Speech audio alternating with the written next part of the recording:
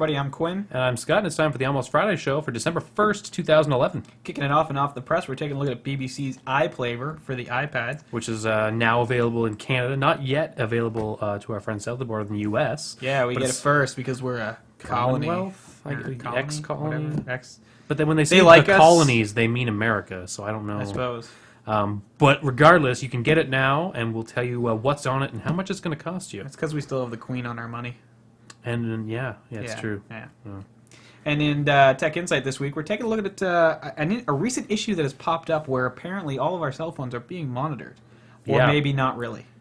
Yeah, it's really up in the air, and apparently no one really knew about it until yesterday. Yeah. At which point it exploded all over the internet, so we'll tell you all about that. And BlackBerry is also bringing us some interesting new news about deciding to develop for more than just themselves. Which we think might actually save RIM. Yeah. Potentially. But without further ado, it's time for Off the Press. Hey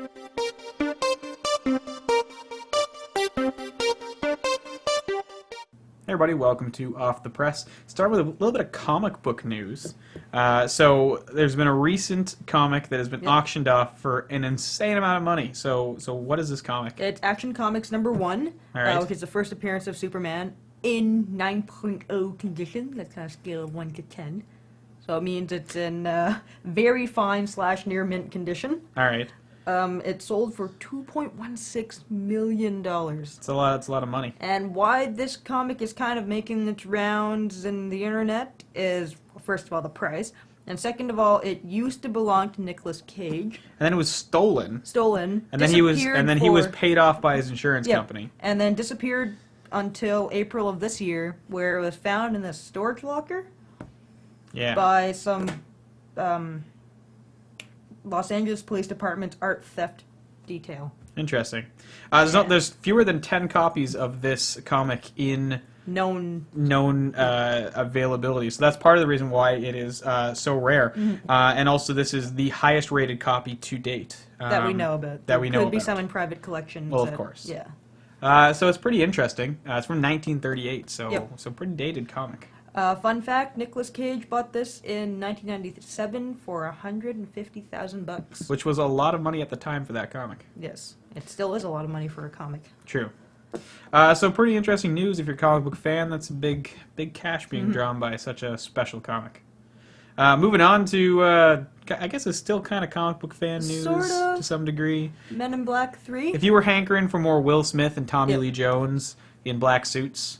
Men in Black 3 is coming at some point in time. At some point, there's not much known about it, except for the fact that the movie posters kind of make my eyes want to bleed everywhere. They're playing that game where they make the entire poster out of letters, and if you stand far enough away, it becomes an image. Yay. But that's going to hurt some people's brains. I think they're kind of cool, actually. They are and you know what? Their images don't bother me. No. Yeah. I mean, do we need another Men in Black? No. Well, it's just Will Smith was upset because the last couple of movies he didn't get to go. Hell no! And so now he's got a movie that he could say that again in. Yep. So but this is coming out May 20-something, May 25th, 2012. And there might be the plot is kind of loosely based on possibly Will Smith going back in time.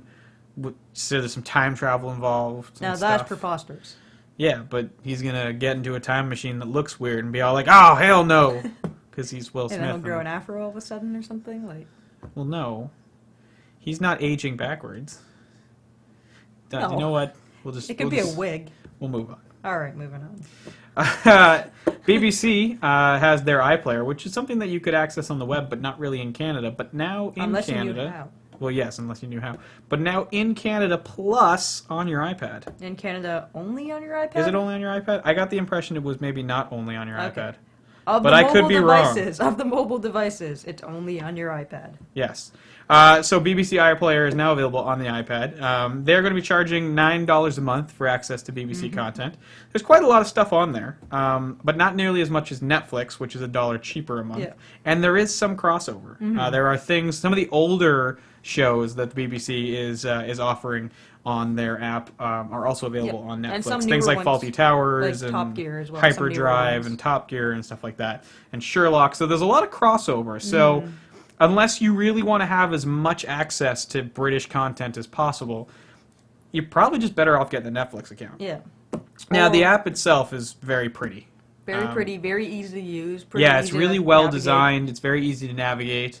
There was talks that you're going to get the first month free, but you have to subscribe to get that month free. And if you don't subscribe, you only have access to like 8 episodes of some random content that they allow you to watch for free. So you don't really get a chance to be like, oh, I want to see this episode of Doctor Who or this episode of, some other BBC show that you like, to see what this app is like. You have to subscribe to watch most of the stuff you'd actually probably care about. Yeah. Even though you could probably cancel in that first month if you wanted to. So we didn't really get a chance to try out anything because we didn't really want to subscribe to it. So we just watched a couple of the free stuff, and the quality is really good. Very it's good. streaming quite high quality. I would say it's not HD, but it's as good as watching standard definition television for sure.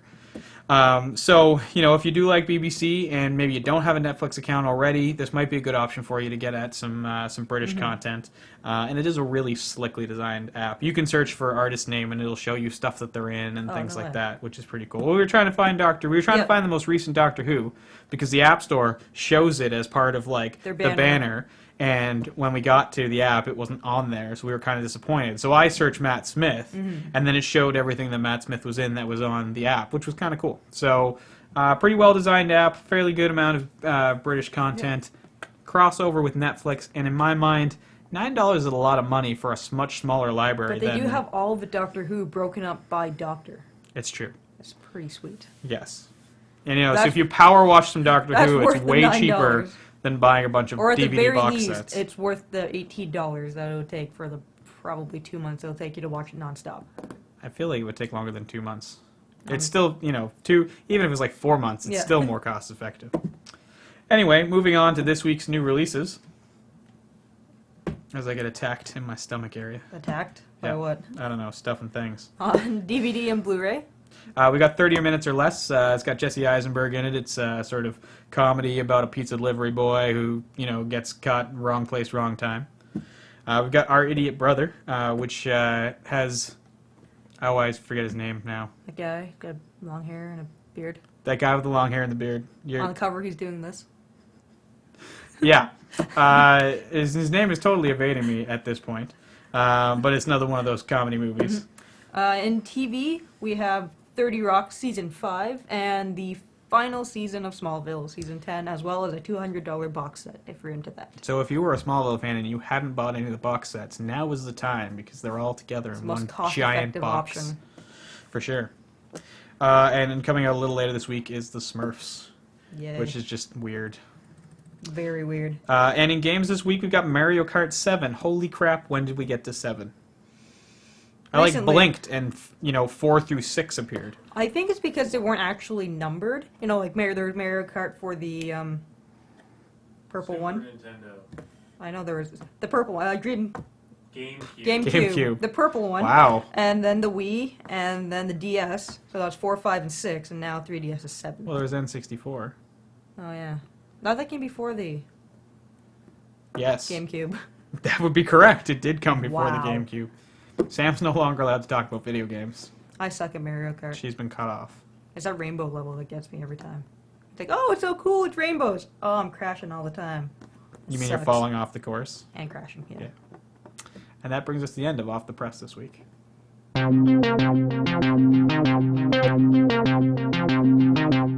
everybody, welcome to Tech Insight. We're starting off with some controversial news. Controversial and kind of a little bit creepy. Yes, a little bit creepy. If you've been anywhere on the internet in the last 24 hours, you've likely heard about Carrier IQ, which is a company that manufactures a program that can be installed on phones to basically log whatever a phone is doing. Now, in their defense, the purpose, so they say, of the software is to get metrics on how the form's how the form's performing, what you're doing with your phone, how much data you're consuming and when, how much processing power you're using and when during the day, things like that. But not the sexting conversation you're having with your girlfriend. No, the whole idea is not to, spy on you, except for the fact that the way the software is built, it could be very easily, if it's not doing so, modified to do so. Yes, so it generally logs keystrokes.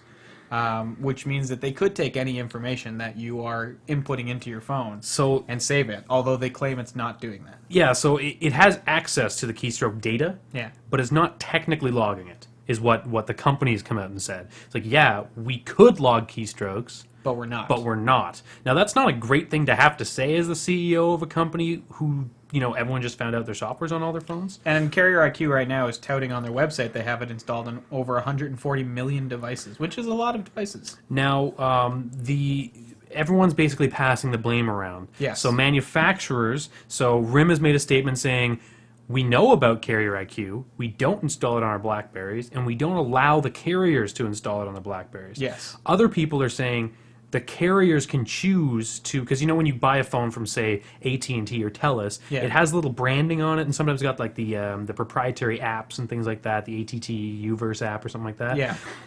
They do custom versions of phones for different carriers. So the gist I've got is that it's never done at the manufacturing level. Yeah, These which phones makes are shipped sense. as more or less blank slates to AT&T, Sprint, TELUS, Bell, whoever, and then those carriers decide to put this software on so they can measure the traffic that their network is seeing. Which I can see how some of this data might be useful, but there's got to be a less invasive way to do it. Yeah. Now, all 3 Canadian carriers, I believe. All 5 Canadian carriers, so like Virgin Wind and Fido and all that. Virgin's Bell, Fido's Yes, Rogers. but they've independently said, because Fido can still do things differently than Rogers. No, they can't. Well, they can install things on their phone that are Fido specific. I wouldn't count on it. Okay. But regardless, the sister companies have also made statements. Basically, all the Canadian companies, Bell, Wind, and Mobilicity haven't said anything, but I don't really think they're at risk because they don't sell you branded phones. yes, they do. Oh, do they? Yeah. They're Wind brand. Oh, I guess they are. But they are, a tiny fraction of people. So Yeah. I wouldn't. And they're fairly, they're a very different business practice. So I think the idea of those carriers would kind of clash with the idea of spying on your customers, especially since you're new entrants to the market. For sure. So all the major carriers then in Canada have come out stating that they have not installed Carrier IQ on any of their devices. But all we have is their word. From Twitter, no less. Yes. And other public statements, but all stemming from Twitter initially. So it's kind of interesting. They're discussing the legality of this in the States because if any information regarding, even if it's bandwidth information, if that's taken from your device itself, and you don't know about it, that could be seen as breaking the wiretapping act in the States, which, the whole Nixon thing is a serious deal down there. There's a lot of laws surrounding that. Yeah. So a lot of people are saying, well, can we bring up legal challenges and all this stuff? So it's kind of a hot button issue. What I'm most worried about, I think, is that what someone could do with the software as opposed to what it's actually doing as a default install. Yeah, for sure. Because if someone could break into Carrier IQ and say, okay, now you're logging all the code, and now you're logging everything that's typed in, and you're logging all the websites and emails and things like that are received or even on a more scary level, the government goes and says, we need you to do this to this person. Yeah, which if the data's there, they're actually allowed to do. Yeah. Provided they get a court order, which I'm sure they could if it's if there's so you don't really. It's a very strange issue, and it just doesn't. Now the Senate has opened an investigation into Carrier IQ in regards to this. The American Senate. Yes, because as far as the Canadian telecoms are concerned, none of them have installed it, so they think you're all safe. Now, well, not that our government would act on it, but I don't think our government would understand how to use it. Guarantee you they wouldn't. Yeah. Realistically, I would kind of believe the carriers it's saying, because if they say they don't load it, and then it gets proven that they do, that's much worse. A lot of trouble, yeah. That's much worse than if they just came out and said, yes, we do that. Yeah. Or, said nothing, which is what a lot of the American carriers have done, which makes me think that's where the large-scale implementation is. Yeah, I believe this is mostly an American thing at this point. But it is interesting, and it does make you wonder about what the carriers do to that blank slate phone that the manufacturers make. Absolutely. Because, a lot of the time, save iPhones and I think some models of the Blackberry, other than, they're obviously carrier locked, but other than that, there's no proprietary software on them. it's not really, there's not a lot going on in terms of what the carriers do, but some of the Android phones in that have been completely built over by the carriers. Absolutely. And I think what we've established from this is that Android is the hardest hit to this, followed by some iPhone devices, although Apple has come out and said they no longer supported it as of iOS 5. Which is interesting because that means they definitely supported it before iOS 5. Yeah. Which means Apple was aware of it. It seems like everyone knew this was going on, except for the people who were being spied on. Yeah. Well, spied. Now, Apple came out and said that it was off by default, and it only ever tracked proper metrics and nothing else. Whereas basically, it's been proven that the Android tracked literally anything you did on the keyboard. Or at the very least could easily be modified to track literally anything you could do, which makes sense. Android's an open operating system. There's some security in place, but compared to, say, Blackberry OS, which is so engraved in its own encapsulated security that you couldn't do anything if you wanted to. Yeah. You know, and iOS is kind of somewhere in the middle where Apple has a lot of control, but I mean, people jailbreak it all the time. So, you know, it's interesting. Now, the thing for iOS is it's not that much to be worried about because Apple actually has metrics that they receive from your iPhone. Yes. Which they tell you about and you can opt out of. Yeah, it's in the EULA, I imagine. So that's, you know, they basically have access to that data, which is, I mean, you're giving it to Apple anyway, so who cares who else has it realistically? Yeah. It's nothing exciting. But if you're in an Android, I mean, they could potentially be reading your emails. Yeah. Or your text messages, or your embarrassed sext messages. And no one needs that. Anyway, the long story short of it right now is Canadians can rest easy that there's a good chance none of them are affected by it, but it does bring up interesting issues about the privacy laws on our cell phones and what people can and can't get away with. Absolutely. So moving on from cell phones to web browsers, there was a new chart done, basically showing the amount of people using various web browsers at this point. These come out all the time. They're all a little bit different. This one's from Star Counter, global usage in the month of November. Yes. So what we saw, now that they've been clocking it for quite a while, the trend here is from January last year up until November of this year, is Chrome and Firefox are statistically equal. Technically, Chrome's a little bit higher, but that's correct. It's like 0.2%. So statistically equal usage. Yeah. All at the expense of IE. Yes. Which is not terribly surprising.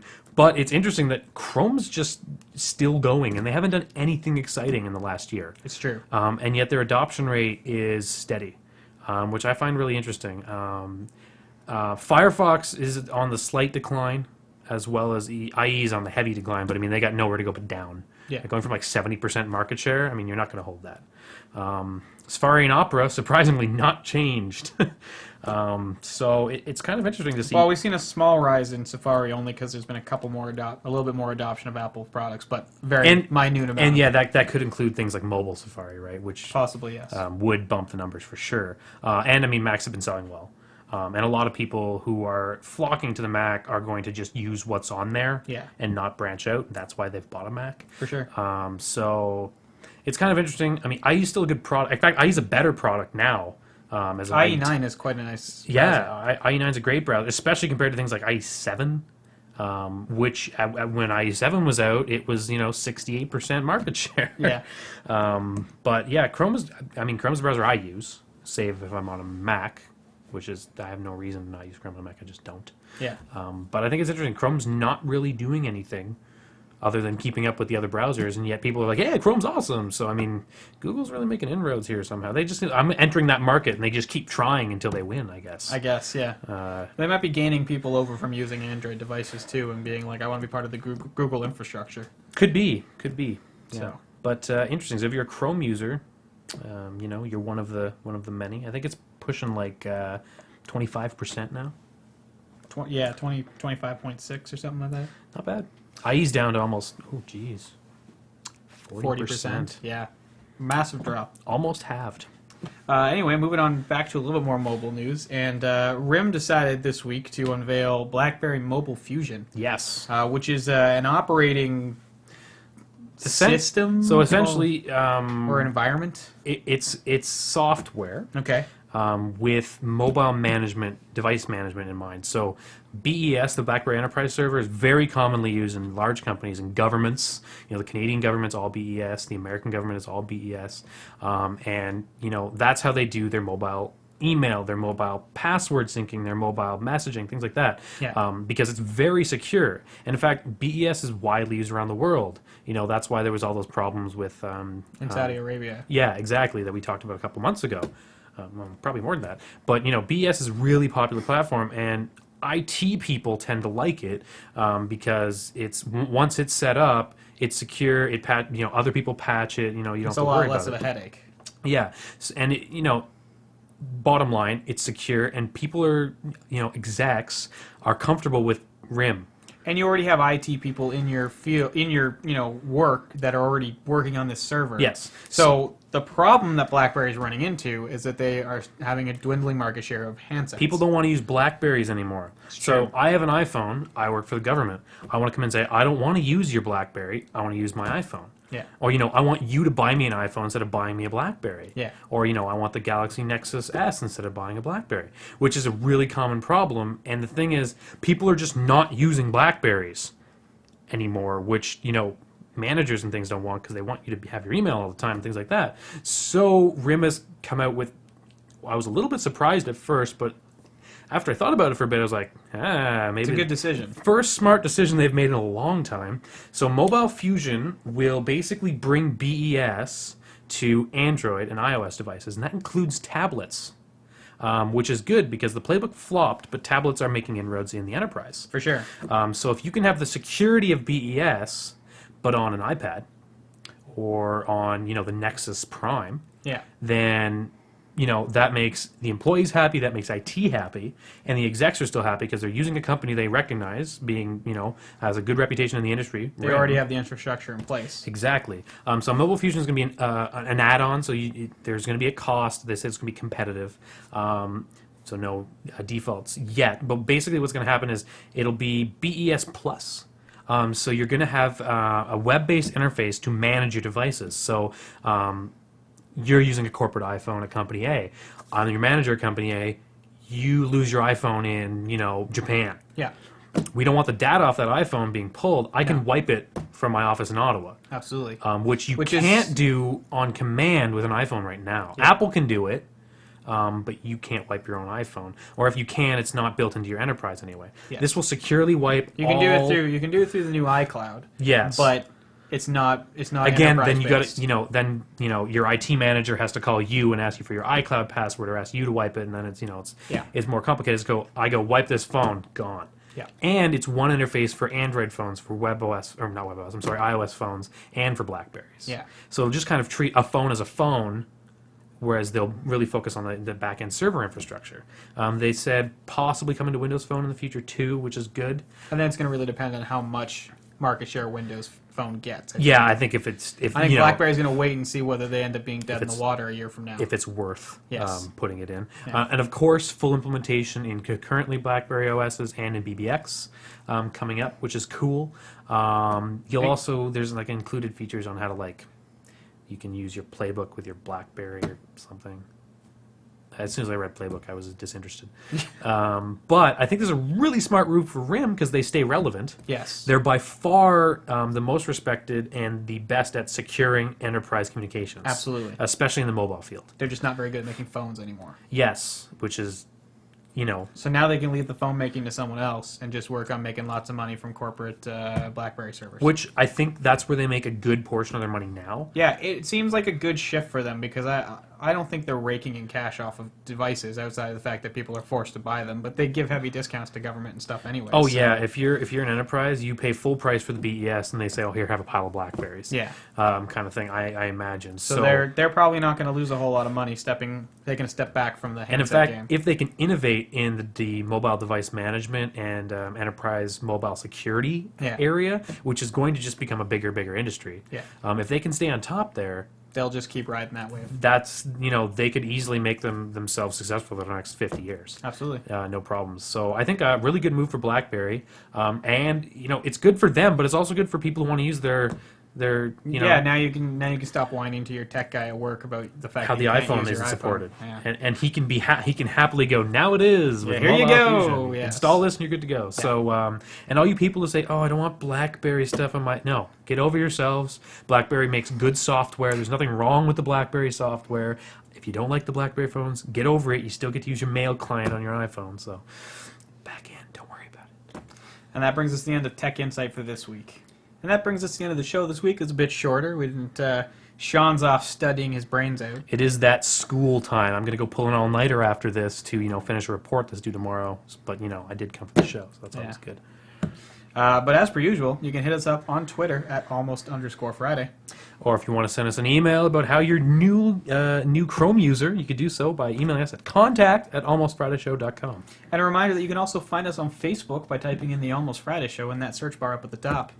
And get notifications when we have new episodes, which means that you will get bad notifications on all your devices because Facebook is just not working properly anymore. No, they'll notify you when there aren't new episodes and you get confused. Yeah, and then occasionally you just see a picture of a llama.